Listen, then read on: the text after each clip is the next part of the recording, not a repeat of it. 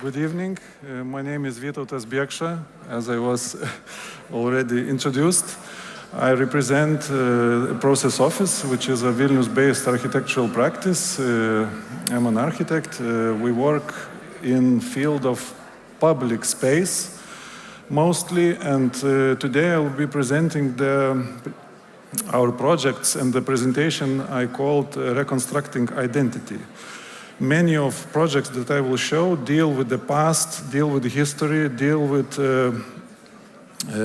culture, represent culture. They are public buildings, they are important monuments, as well as museums that also have another dimension of sort of creating a narrative for the future and for the present of who we are, where we came from, and so on. So this work is really interesting personally, and I would like to share. Starting from our first project, already 15 years ago, we won a competition for Latvian National Museum of Art, a renovation and extension project. The project started as an invitation to expand and renovate a historic building, one of oldest working, originally built as museum buildings in Baltic states. Wilhelm Neimans designed and built in 1905 Riga City Museum, sort of neoclassical or even maybe neo-Baroque building that was originally built as an art museum, but during its more than 100 years history has lost part of its original collection. It transformed a little bit inside, but mostly it stayed sort of tired, but interesting and beautiful at the same time. But also parts of the building were not used or were not accommodating for the needs of the museum, and we probably have to mention that after 2000s, the museums worldwide undergone a huge boom in construction, expansion, improvement of condition, and so on. So this museum also lacked the engineering capabilities to support good infrastructure for art storage, for art displays, and so on. So we started our project from the investigation of the project that consisted of really finding interesting places in the attic, in the sort of roof space, huge skylights that were only used as a light well for the lower galleries, as well as the magnificent space of cupola, which was unused, just used by the pigeons, and represented really a good opportunity, as well as the outside. It looked sort of, it was part of the grand plan of Riga made in the 19th century. It stands in the park, but somehow the random trees and the general situation suggested that it was somehow lost or sort of undiscovered icon. And reflecting that, we made a proposal to clean the outside, but not to add any volume, put everything underground next to the building, just leave one big window to look sort of into the hidden world of the museum. And that's what we did. It took 5 years to do. It was a renovation and extension. So the extension is new technical spaces for supporting the museum, archives, workshops, technical facilities, as well as new exhibitions halls in the underground, and the renovation and little bit of internal expansion of the public space in the original building. To do this expansion, we had to add several very important connections, because the original hallway that you enter from the Valdemara main street it's sort of now a middle of the museum, 3 floors up, 3 floors down, and we had to communicate this vertical movement for the visitor, orientate him. So we added several important and quite elaborate staircases that help to communicate the need and invitation to go around the building vertically. So this one is so-called golden tooth, golden stair from main lobby, a little bit reflecting its decorative nature. Then much more harsh and much more rational stairs to the new extension underground, cutting through the very thick 1.5 meter brick walls, reinforcing it with the concrete.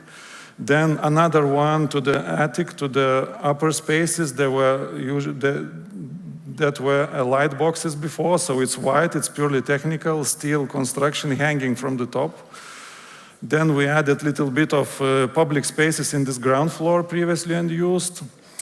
And the galleries actually stayed quite the same as they were. We tried to change them as minimally as we could, just hiding the engineering, adding better insulation to the windows, lighting, ventilation, repairing some historical damaged floors and column decor and so on. Try to keep all the original floors, not change them, wood paneling, windows, and so on. Even kept the original skylights, updating them a little bit. But on top, we managed to create very nice and later very appreciated by the artists who like to see their work in these spaces, attic spaces that are covered with roughly cut planks. And offer sort of, attic studio vibe, but also not only work as a galleries, also provide the light downwards to the main galleries downstairs. So, and another discovery was the cupola space, which we, under immense expense, adding new floors that support public space, weights and so on, ventilation and etc., added in the cupola to make it useful. And the artists absolutely adore this space. This is Amanda Ziemele, a local artist's installation, and despite the space being cramped with all this wooden framing and construction, it's immensely popular among people, visitors and artists. Another discovery that we made, which actually led to much more involvement with the museums later in our work, was the sort of observation during the competition stage of these storage spaces in the ground floor of the museum.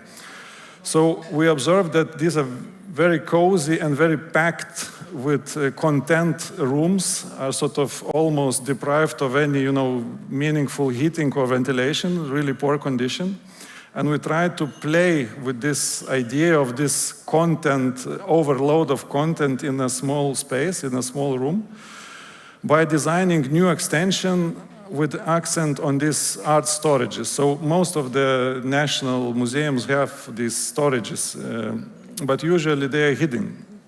And we managed to do this new extension and concentrate these storages in the central part and create a sort of route around them where the visitors visit the new exhibition spaces while coming through the sort of corridor, sloped corridor around this art archives behind the fireproof glass. So even when you're going, you can even maybe compare a sort of classical, Latvian classical art with some new exhibition almost in one frame.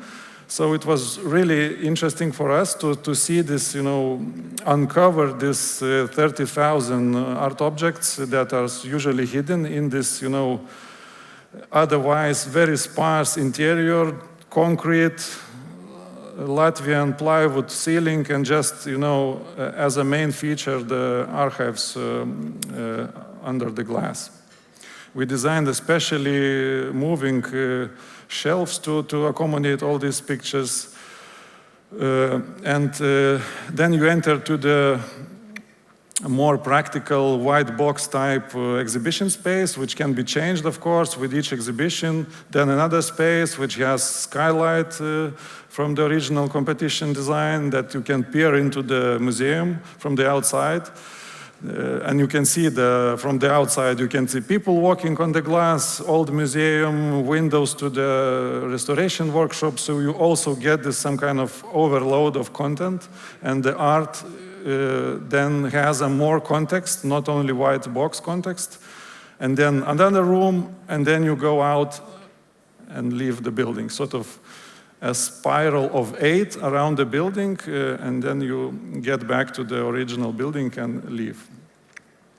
Okay, another building, really sort of similar, even older, 1560. This is Kaunas City Hall building.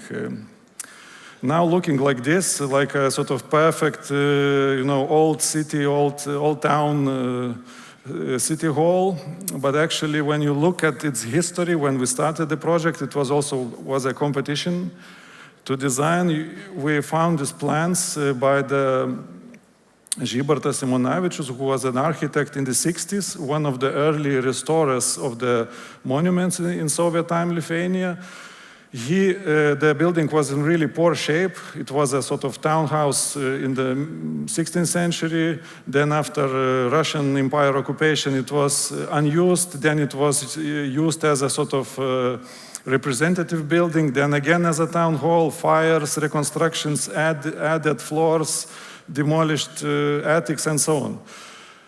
And after this, and during this 60s restoration, it was discovered that on the basement floor, which was filled with earth and unused, they discovered earliest structure basically in the basement, uncovered.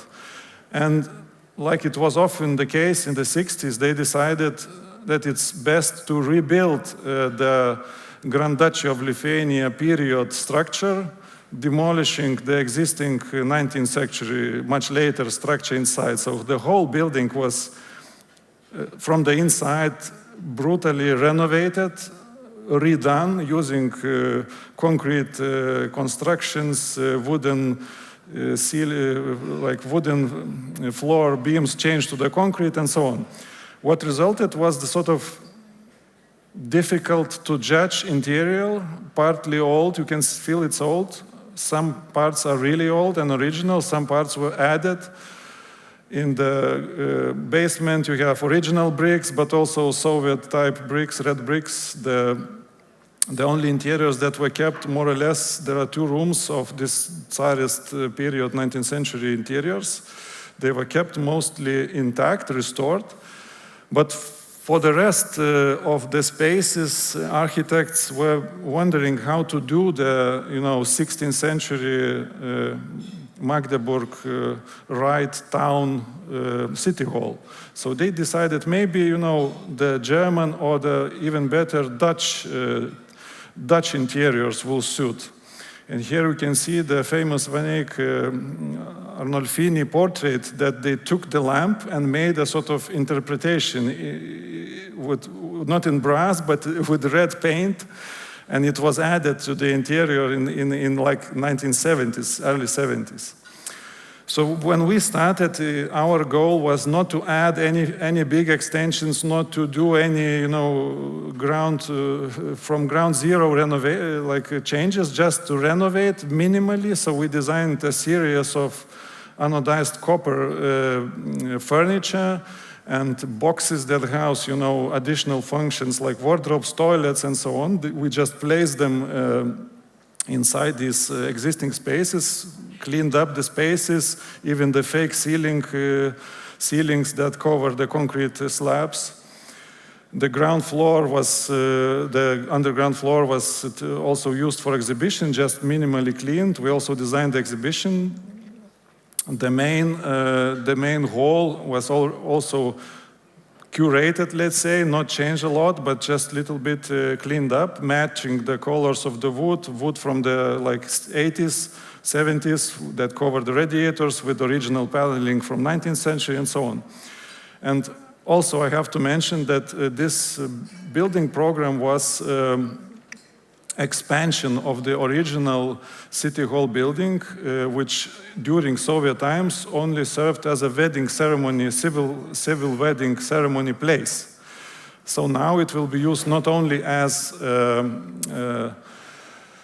civil service, as a representative city hall space, but also as a Kaunas City Museum, which is already showing new exhibition that we also designed and sort of works in 3 different functions.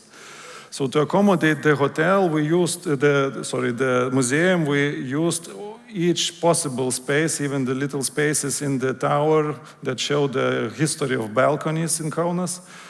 But one big space really captured us from the competition stage. The building has a huge original attic from the 19th century with a surviving wooden structure, partially surviving floors. Some of them were changed. So we added complex stairs that go into the attic to use it. And having experience from Riga, we decided to go totally in a different way, not to renovate full attic. We just decided to add a pavilion in an otherwise cold and naturally ventilated attic. And we hanged a 200 square meter pavilion between the perpendicular walls, which has 2 planes, the floor and the transparent ceiling that hangs in the middle of this otherwise original space without disturbing any wood structure. So that's how it looks. It was really complex structural exercise because these planes work separately. The top part is designed with 60 millimeter specially designed steel frame that also works as a glass structure, also works as a lighting installation, works for hanging the exhibitions, and supports 12-meter span, and only hangs on the chimneys that are in black. So that allows us to create sort of not only usable warm space that museum can use. Now it's empty. It was just before the exhibition. They can use it for the events or for the exhibition, and because it's interior space, all the lighting and experience can be totally manipulated with light.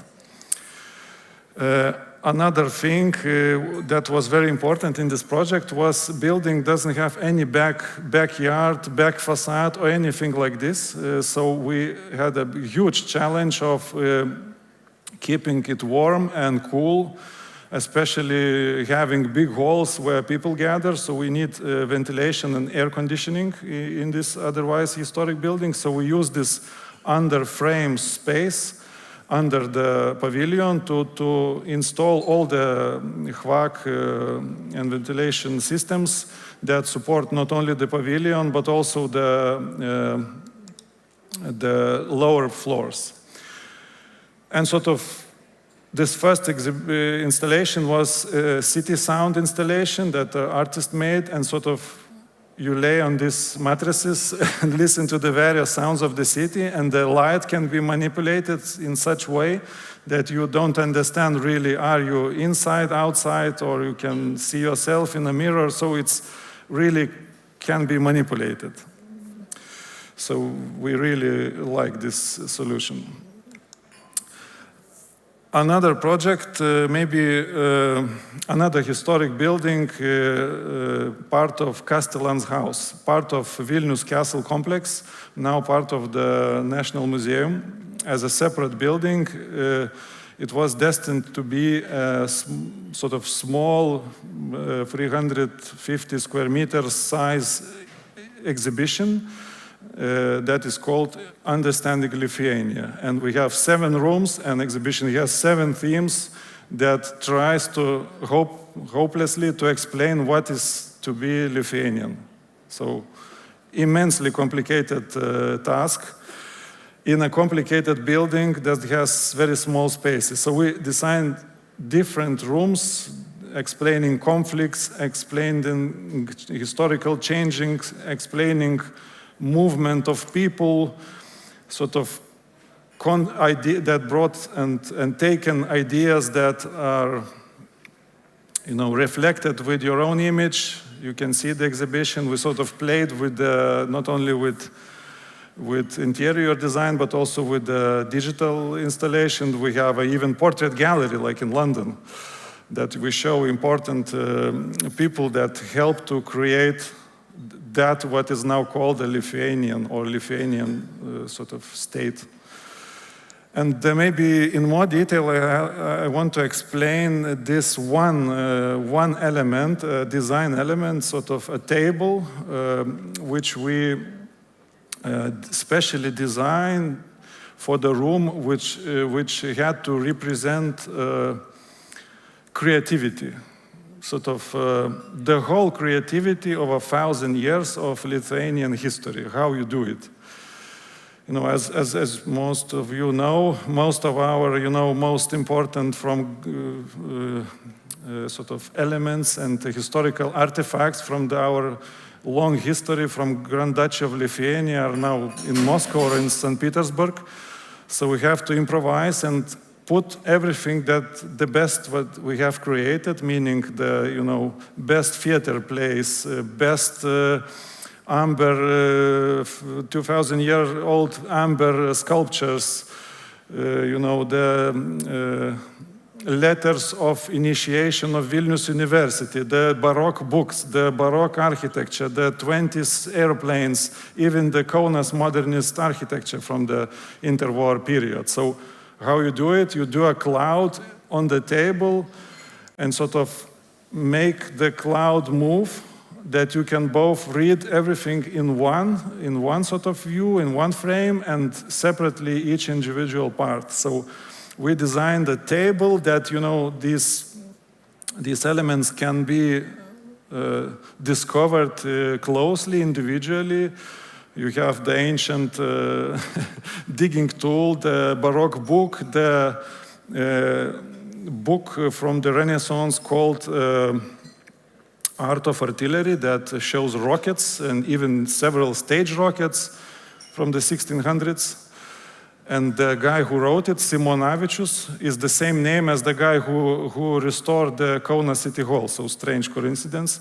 And in the background you see Radvila family genealogical tree in the background. And speaking of Radvilas, another project really important for me personally, because this was also a big competition a few years ago, international competition. We have won it, but the goal was to design a building the same way as this table is designed, that many, many layers on top of each other, everything has to be visible, readable somehow, and that's the way we try to make this complex project in the really center of the city of Vilnius.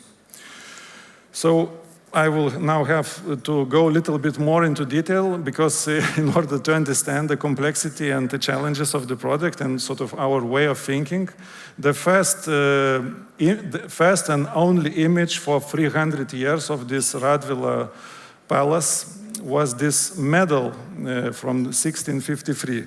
At the same year, when the Jonušas Radvila, prominent noble in Grand Duchy of Lithuania, started building this 5-tower palace just outside the city wall.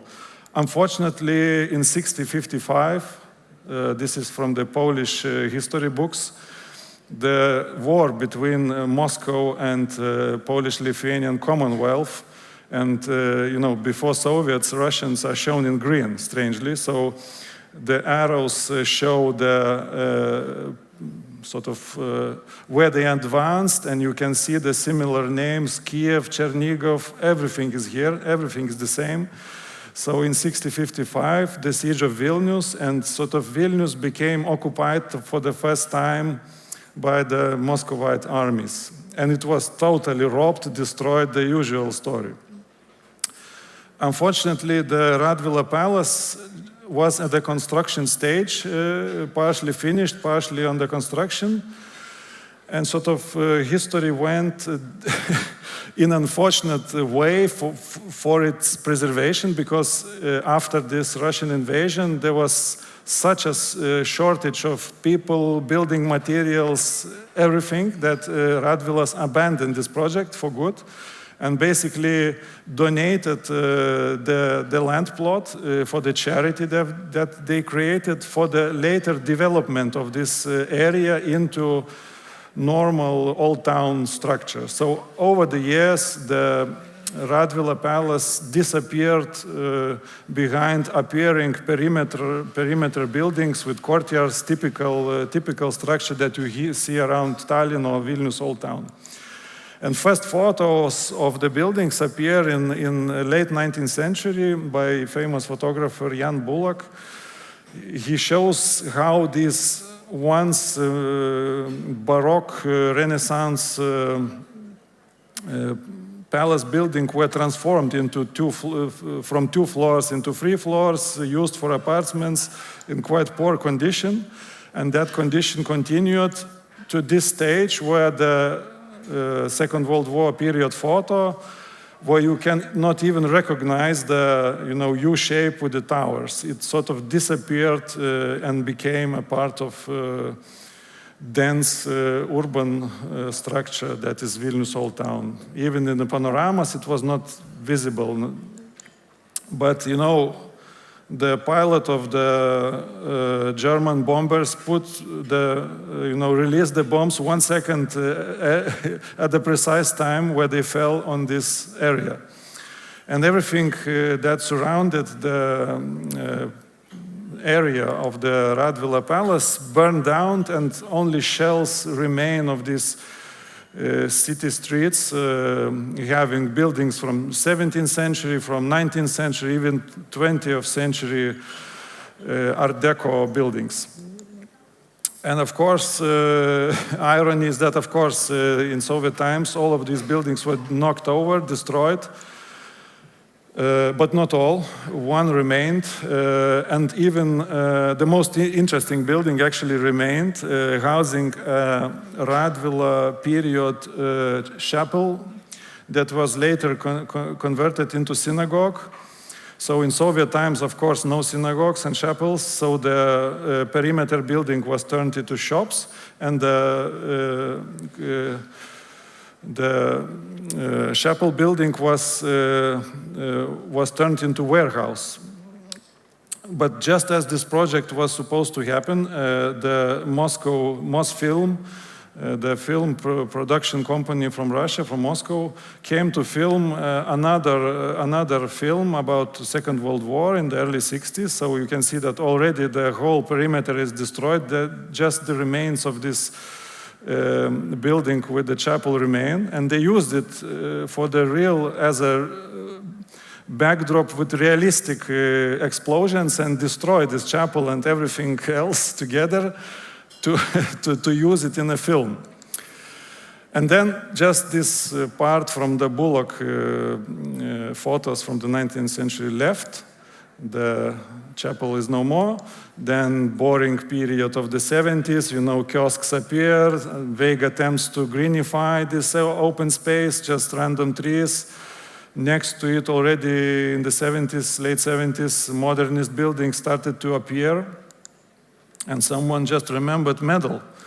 And boom, in 80s, Venice Biennale in 1980, returning of the history postmodernism. This is our version of postmodernism, rebuilding from the medal to the model, sort of rebuilding this one tower of this former place, and even later disappeared from the architects who designed the one tower, that the whole complex should be renovated. So, when we started, it looked like this, a sort of mix of parking, this half original, half renovated, half abandoned, and later, early 20th century buildings that's supposed to somehow communicate that this whole thing is a sort of Radvila palace from the mid-17th century. Of course, some of these,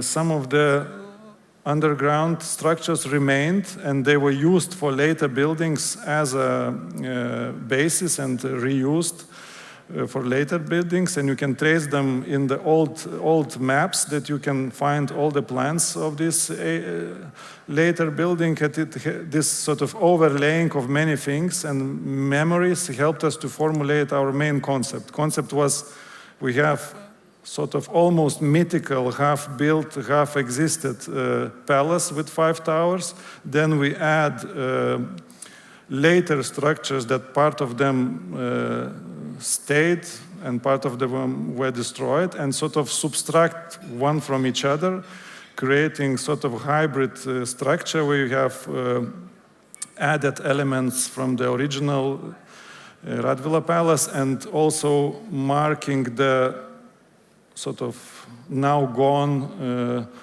buildings that were later designed along the streets.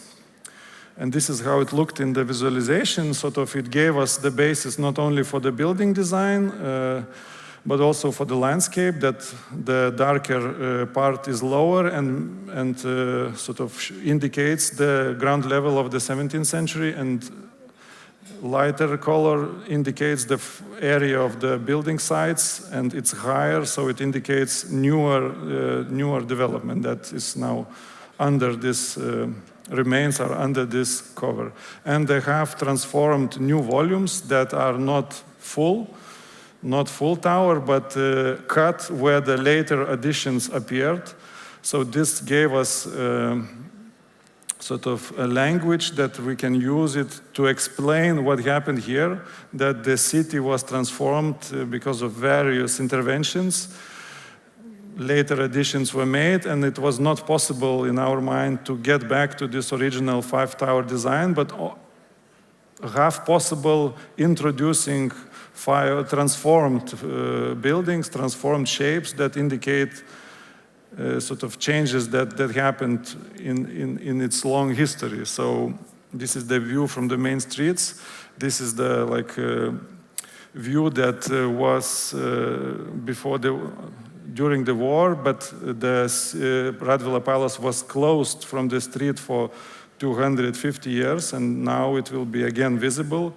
But the shape of the new volume indicates that it could be a firewall in the typical surrounding design. This is the sort of model with a section where you can have, where you can see the lower ground level towards the existing buildings, and these new additions and reused older buildings from early 20th century. Sort of the facade of the most original building it also be a hybrid. It will be some kind of mix between sort of original structure in 2 floors, but part of it will have windows from later iterations, so the inside will be also complicated, revealing its complicated history. It will have very nice courtyard between this Radvila Palace buildings and later Jewish lamp factory building that was converted into Soviet time sports hall. The new interiors couldn't resist the exposed archives. The sports hall that will be renovated and will turn into a main exhibition room for the National Museum of Art that will be housed in this complex. And then, of course, newer galleries in these new extensions, new volumes. Also, we reuse the Soviet period spaces that will be refreshed, but without changing the typical terrazzo floors and sort of rough, very, very minimalistic looking interiors, as well as will house a new conference room, which is big enough not only for museum, but for public use along one of the main streets. So I hope this project explains this takes about 3 years to do such project. Now I hope that its project is finished, and hope that it will be started if the finances will be allocated, maybe this year or next year. But now this project has a lot of virtual elements that go into the physical object. And now I want to show another project quickly. Most recent project that is goes back from the being real into unreal, into digital, into AI maybe even. We did a big project in Vatican City as part of the much larger project by Microsoft and Iconem. Iconem is doing scanning the most valuable World Heritage sites, digitalizing them, and making the special exhibitions and installations to promote the heritage. And it's done by scanning the buildings in very high definition and using AI to join the whole 3D images with photos, very high resolution, that you can see each crack in terrazzo floors or ceilings 50 meters above you. And Microsoft, of course, was involved with the Vatican in using and sort of displaying the power of AI in the heritage sense, in the sense of bringing this, new technology to oldest buildings in the world. So, and we, in Processoffice, with our colleagues Dada Studio, we were invited, actually also won a competition, to design a physical installation of this special installation, audio and video installation in the Vatican itself. So we designed several rooms around the St. Peter's Basilica to house the exhibition in two main parts. Of course, the space of immense beauty, sort of visited by millions each year, and it sort of feels at the same time very distant, but on the other way, we could view it in a totally different way, that we can zoom in on each detail and use this digital imagery to communicate the interesting story of the Basilica itself and the whole Vatican Church and its history. The exhibition is called Petros Eni, which means here is Peter, or sort of it bases its story under the originating of the church in Rome, where it was a sports stadium 2,000 years ago, and gradually it turned into what is now St. Peter's Basilica and its vicinity, the Vatican. So the exhibition shows several specially created videos that represent the attempt to digitalize the Vatican, both for sort of showing it to the public in more detail, but also for preservation, because the imagery is so high quality that you can maintain building by using this model, and you can zoom into each crack and sort of see how big it is, what you need to repair it, and so on. So one part is concentrated around the story of the Basilica. The other part is around the main cupola of St. Peter's Basilica. It was installed in sort of corridors around the main cupola space, otherwise unseen by the public. And here we play with the digitalization with this points model and light coming from the inside the church and artificial light projections, and try to blend this, this imagery with sort of existing space, existing light as a sort of symbol of religious experience.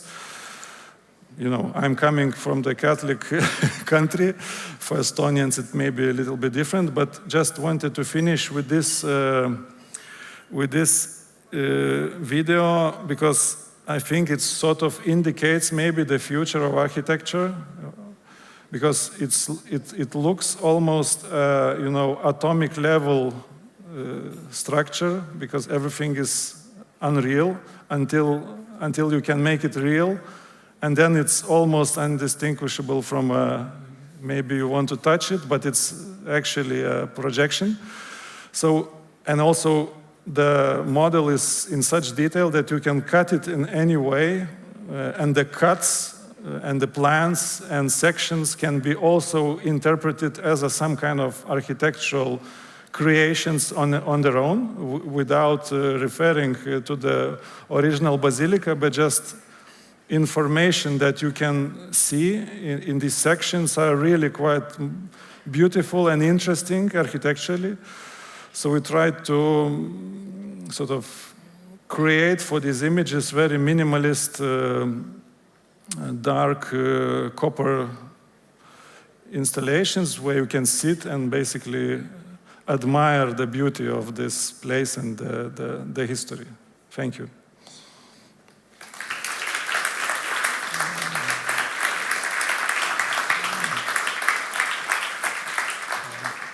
Thank you very much. Impressive range of activities: architecture, interior architecture, exhibition design. Where do you focus most? We have a saying, which is almost unfortunately is true in our office: from kitchens to bridges, because we also did bridges. Okay. So anything so else? Yeah, but on a more serious note, maybe I don't know, maybe it's personal feeling, but for me, it's sort of one of the main interests of architecture is wideness of space of architectural profession, because you can concentrate, and I admire the work that my colleagues do, because the art is also on the very smallest scale, but also in the vastest of scales. So that's the beauty, and somehow. Working for the Heritage Board, we visited our Latvian colleagues in 2016, going to the new, or then freshly renewed art museum, and they were very proud of the three things. And one was this open storage. They were very proud of this steel staircase on the rooftop. And the third thing that they were most proud of, what back at the time it sounded really strange, but they were really happy with the double glazing on the interior window frames of the museum, so that it could increase the energy efficiency and the climate of the museum. What do you think? Were these really three really good things that happened to this museum? The museum climate and all this, the Estonian pavilion in Venice, I think, says it all with, the A++ decor on the Venetian building. But the museums really have to have really good conditions in order to bring other collections from other museums. They need insurance, they need all the guarantees that nothing will happen. That's why we need to do it. And in old buildings, it means half ruining a little bit the building. And all of this, what I showed with the Kaunas City Hall and Latvian Museum, is a discussion how you can do it better without damaging the building. But you as an architect, whenever you contemplate on the project, do you make a very sharp difference in between restoration and renovation, or however you call it, when